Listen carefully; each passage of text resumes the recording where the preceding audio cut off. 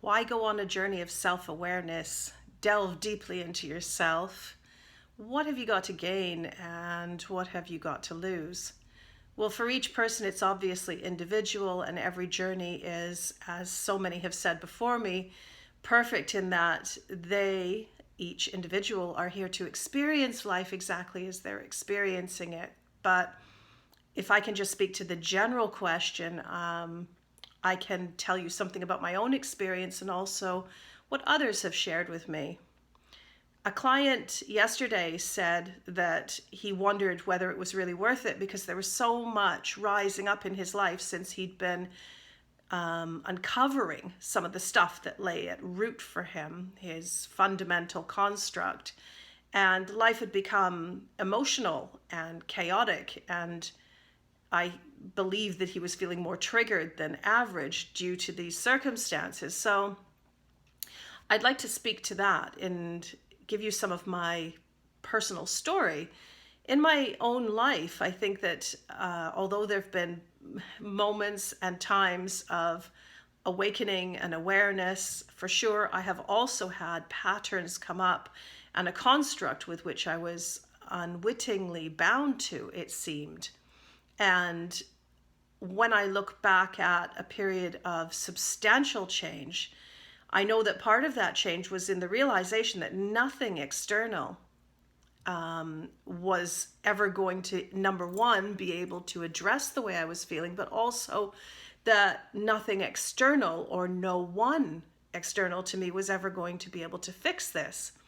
And so it immediately shifted me from the position of being, well, on the surface, it feels like you're not helpless. There is something that you can do. There's a way of meeting life that gives you far greater peace and of meeting yourself and in noticing life rather than constantly reacting to it with a lack of awareness. So there was a deep delving, many years of that brought me to this point, but I would not go back for anything. And I feel that that process gave me, let's call it, tools with which to be able to not only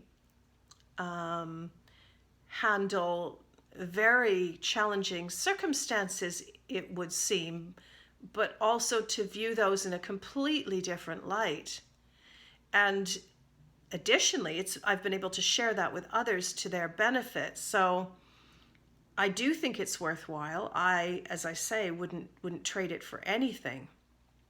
And to add to that, I feel that some people have commented that it feels like they're in the same place that they've been before, and it's a never-ending journey. And I wouldn't get too hung up on a beginning and an end. There is no such thing really, but that isn't very satisfying. But what might be more satisfying is the knowledge that it is the spiral that people describe, and you do go in deeper and it can look the same, but in fact it isn't the same because things are many layered, and certainly the construct in our emotions, that is the case.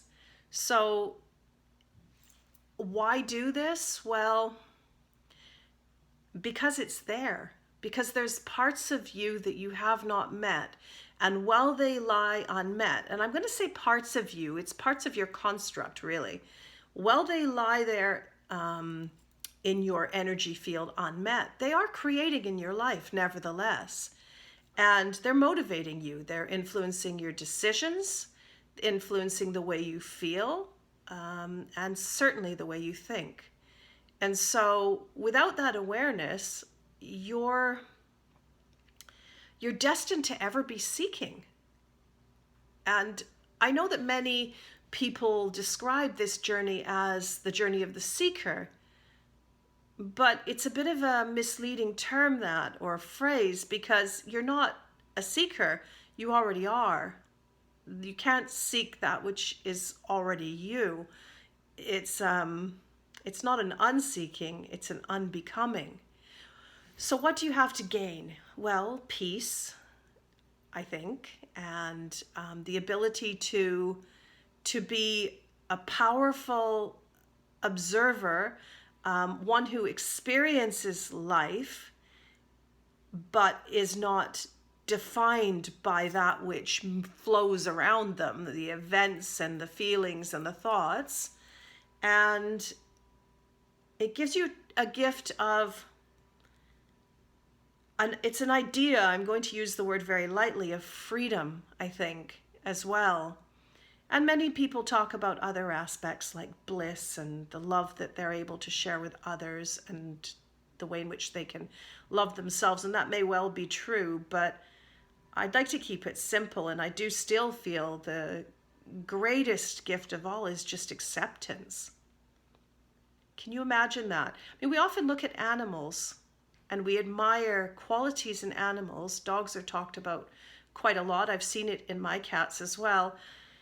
There is this quality that they have when things aren't going so well for them, it would seem. You know, maybe they're in pain, maybe they're suffering, and there's this tremendous grace that they display in those moments. And I would say that that grace is actually just acceptance. So does that mean that that you won't experience suffering? Well, not necessarily, but it does mean that you maybe don't identify with that suffering as being you. So, and maybe suffering doesn't have any meaning at all. Maybe it's just a sharpness, a depth, rather than so much good or bad. There is no good or bad in anything. There's just fragrance or texture of life, and we've given it all this meaning. So these are sort of pondering, these are my afternoon ponderings, and let me know what you think of these ideas. But from my perspective, I am so grateful for exactly where I am right now.